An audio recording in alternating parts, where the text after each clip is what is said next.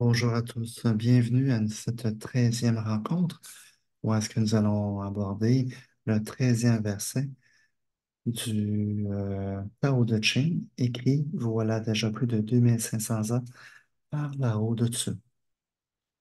Avant de débuter notre rencontre, je vous invite à, comme à notre habitude, parfois je le fais avec vous, parfois je le fais avant, je le fais lorsque j'y pense également. La plupart du temps, je le fais avant. C'est de pouvoir se connecter justement à notre centre intérieur. Donc, quelques respirations et puis dans ce désir de connexion à soi et à plus grand, pouvoir demander à ce qui arrive, ce qu'il y a de mieux pour nous à travers cette compréhension et à travers la lecture de ce treizième verset du Tao Te Ching. Donc, allons découvrir, et je vais découvrir avec vous, ce treizième verset. Les faveurs et les disgrâces semblent alarmantes. Les rangs élevés vous affligent grandement. Pourquoi les faveurs et les disgrâces sont-elles alarmantes? Retrouvez les faveurs d'autrui, rechercher les faveurs d'autrui est dégradant. Alarmante quand on les obtient, alarmante quand on les perd. Pourquoi les rangs élevés nous affligent-ils? La raison est que nous avons beaucoup de problèmes parce que nous avons un moi. Sans ce moi, quel problème pourrions-nous avoir? Le véritable moi de l'homme est éternel. Et pourtant, il pense, je suis ce corps et je vais bientôt mourir. Si nous n'avions pas de corps, quelle calamité pourrions-nous craindre? Celui qui se croit en toutes choses est fait pour être le gardien du monde. Celui qui s'aime comme il aime chacun est fait pour être le maître du monde. C'est un verset à découvrir, ouais, surtout à expérimenter. Et je vous invite à relire ou à réécouter véritablement le début, la lecture de chaque verset. Parce que même si on ne comprend pas directement les versets, il y a toujours quelque chose en arrière-plan qui vient travailler. Et à ce titre, je vais sûrement mettre disponible juste la lecture de chaque verset, sans l'interprétation de Wayne Dyers. Ouais. Donc aujourd'hui, le titre de ce treizième verset, selon Wayne Dyer, c'est Vivre avec un esprit indépendant. Le message essentiel de ce treizième verset du Tao Te Ching semble être qu'il est crucial de demeurer indépendant, à la fois des opinions positives et négatives de ceux qui nous entourent, qu'ils nous aiment ou qu'ils nous méprisent. Si nous accordons plus d'importance à leur jugement qu'au nôtre, nous en serons grandement affectés. Chercher à obtenir les faveurs des autres n'est pas la voie du Tao. Tenter d'obtenir un rang élevé interrompt la circulation naturelle de l'énergie divine dans votre esprit. Vous possédez une nature qui vous est propre. Apprenez à faire confiance au Tao et à vous libérer de l'opinion des autres. Laissez-vous guider par votre être essentiel, ce moi naturel qui nourrit votre esprit indépendant. À l'inverse, vouloir obtenir un rang supérieur ou un titre pompeux peut mettre en évidence votre importance et l'exemple d'un esprit qui s'en remet à des signaux externes plutôt qu'à sa voix intérieure naturelle. Le Tao ne brusque jamais les choses, pas plus qu'ils n'interfèrent avec elles. Ils les laissent faire ce qu'elles ont à faire de façon naturelle. Quelle que soit l'approbation que vous êtes censé recevoir, celle-ci viendra au moment opportun. Là Tzu souligne, non sans quelques ironies, que rechercher les faveurs d'autrui est alarmant, quel que soit le résultat obtenu. Si vous recevez cette approbation, vous deviendrez l'esclave d'un message de louange venu de l'extérieur. L'opinion de quelqu'un d'autre dirigera alors votre vie. Si vous recevez un message de désapprobation, vous ferez pareillement de plus en plus d'efforts pour changer les esprits et vous serez à nouveau à la merci des forces venues de l'extérieur. Ces deux résultats sont le fruit de la domination de l'esprit dépendant, opposé à la voie du Tao, dans lequel se meut librement l'esprit indépendant. Je trouve ça vraiment intéressant, cette notion de dépendance et d'indépendance, seulement selon la position que nous adoptons. Et puis, parenthèse, où est-ce que je m'aperçois en lisant ces lignes que pendant longtemps, j'ai j'ai refusé de pouvoir me présenter à vous. de pou- Je préférais demeurer en arrière-plan et ne pas avoir cette visibilité au niveau des réseaux sociaux, justement en lien avec, je recherchais l'approbation à l'extérieur. Et je prends conscience aujourd'hui que même si certains d'entre vous apprécient, même si d'autres n'apprécient pas, le fait, je fais ces enregistrements quotidiennement, non pas pour plaire ou déplaire, non pas pour un processus externe, mais je le vis euh, avec une connexion plus grande que moi. Donc, je ne suis plus en attente de quelque chose d'extérieur. Et je vous dirais véritablement, c'est très libérateur.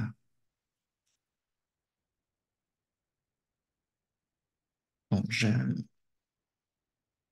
ce que je vis, cette étape où est-ce que je me libère de plus en plus, ben, j'en souhaite autant pour vous, pour que vous puissiez prendre conscience et rentrer véritablement dans cette voie du tarot afin de venir vous connecter à ce processus incroyable que nous vivons depuis justement les 13 derniers jours.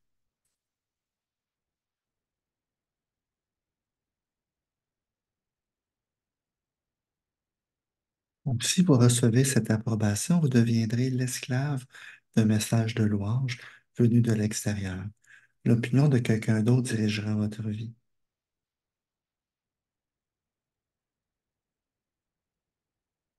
Si vous recevez un message de désapprobation, vous ferez pareillement de plus grands efforts pour changer les esprits et vous serez à nouveau à la merci des forces venues de l'extérieur. Ces deux résultats sont le fruit de la domination de l'esprit dépendant, opposé à la voie du tarot, dans lequel se meut librement l'esprit indépendant. Ce 13e verset souligne que l'ego et le besoin de se sentir important sont des obstacles qui tirent leur énergie de votre être dans le monde. La voie du tarot consiste à être conscient de notre nature éternelle et de se distancier de notre moi ou de notre corps. Sans ego, pas de problème. Mais gros ego égale gros problème.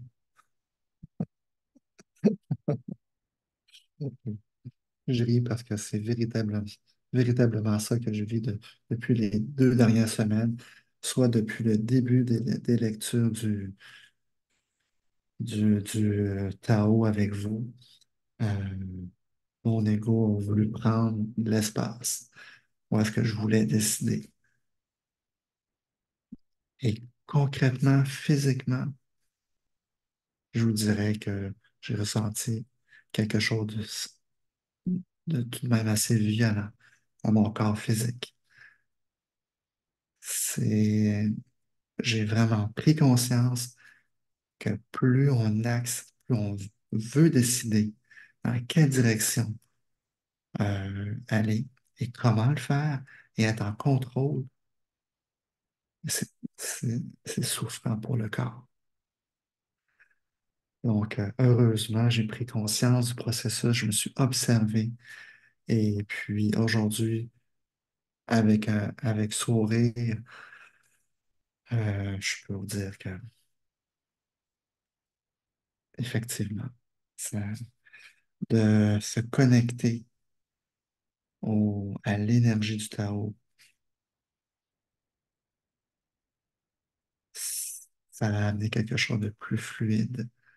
Mais c'est peut-être juste le temps de le vivre, de prendre conscience et de faire des choix éclairés. C'est là où est-ce que peut-être nous allons ressentir un inconfort physique ou émotionnel. Il n'est que temporaire. Ça, c'est la bonne nouvelle. Donc, sans ego, pas de problème, mais gros ego égale gros problème. Le Tao de Ching pose cette question rhétorique. Si nous n'avions pas de corps, quelle calamité pourrions-nous craindre?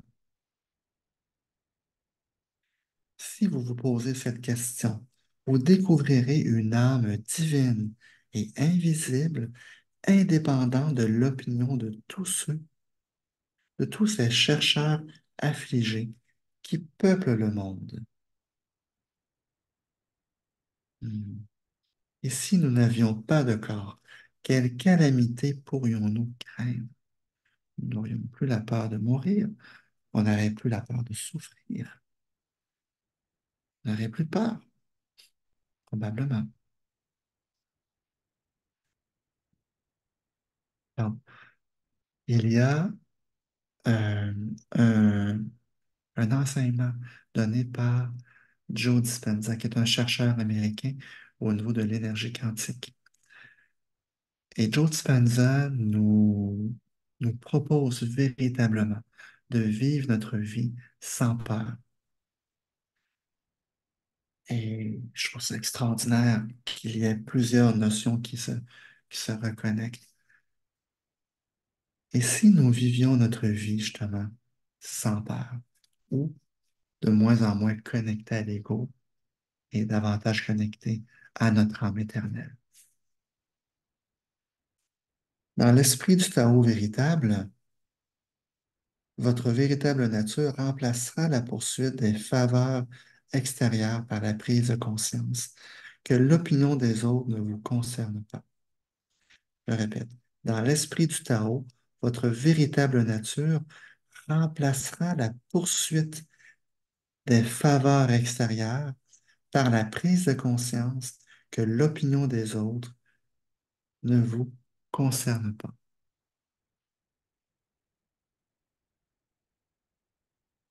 C'est vrai. Ce que les autres pensent, ça ça les concerne et non pas nous. Un beau jeu de phrase hein, qui dit la vie des autres, c'est la vie des autres. Donc, c'est un beau jeu de mots qui vient représenter également ce texte. Mettez en pratique les principes au cœur du message de l'au-dessus et vous jouirez d'une tranquillité intérieure incommensurable. Vous serez en harmonie avec la loi naturelle que l'univers vivant avec un esprit indépendant dans l'esprit du Tao.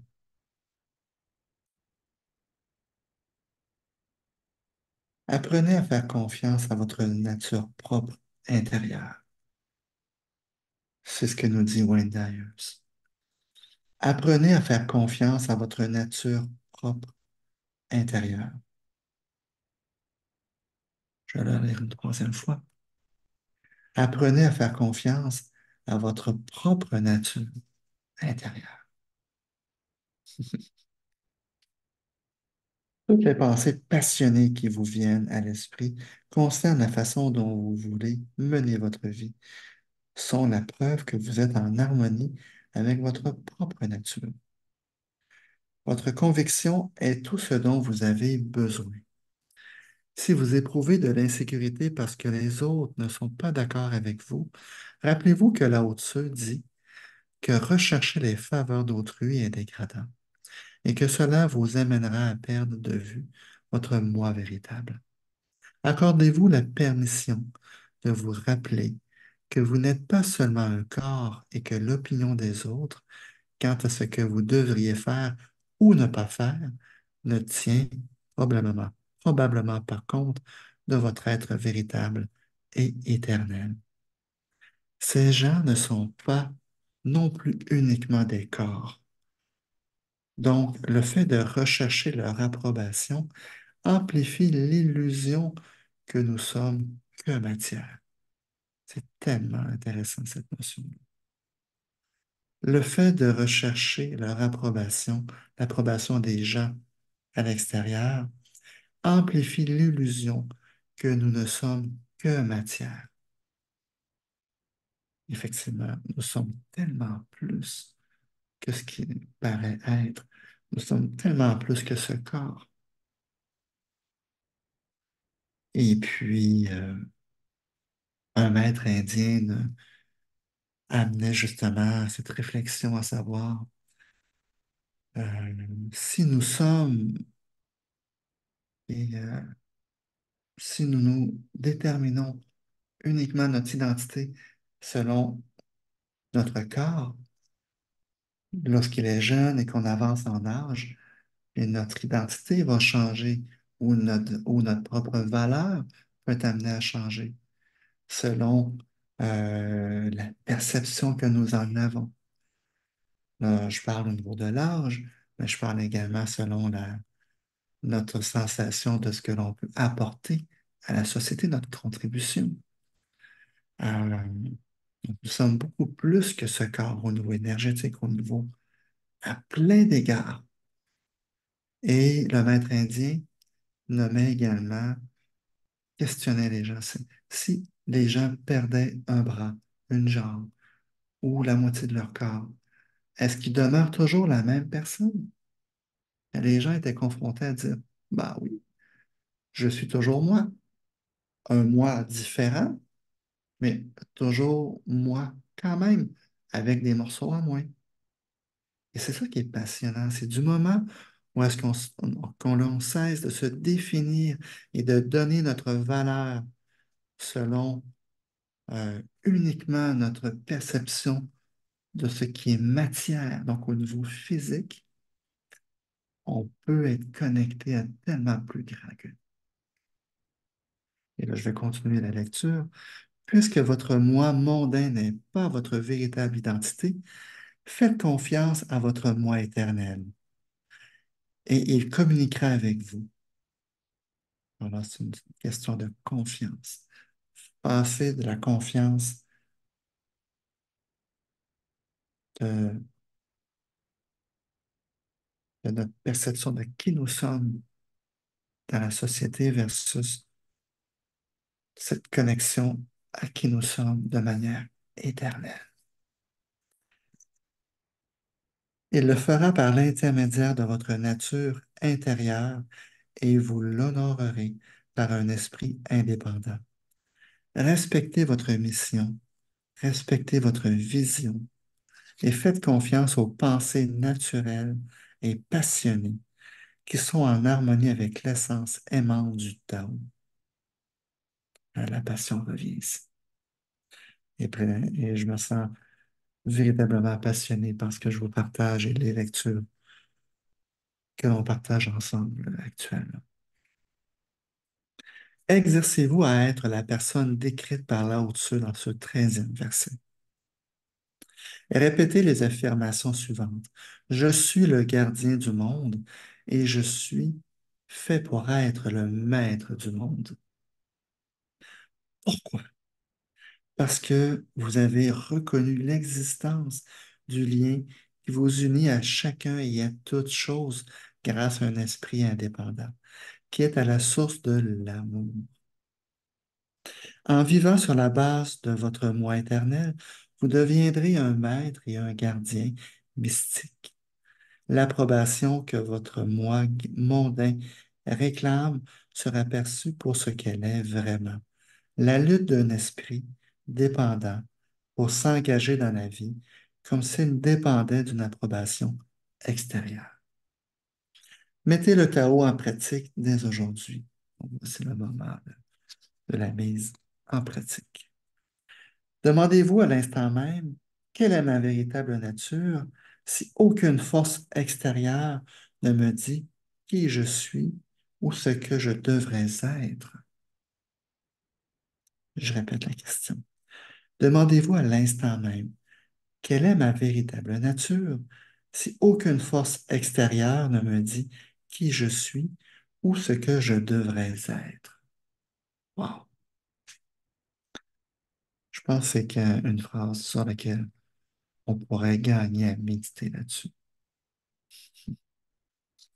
Puis, efforcez-vous de vivre en parfaite harmonie avec votre propre nature, en ignorant l'impression pour vivre autrement. Par exemple, si votre nature intérieure est en paix, d'amour et est en harmonie, tel un génie musical, alors agissez en conséquence, sans plus tarder. Je le dis à chaque fois que je termine les versets de plus en plus. J'adore ça. J'adore découvrir et lire les versets avec vous. Donc, encore une fois, je vous souhaite une bonne pratique aujourd'hui et je vous dis au plaisir de se revoir demain.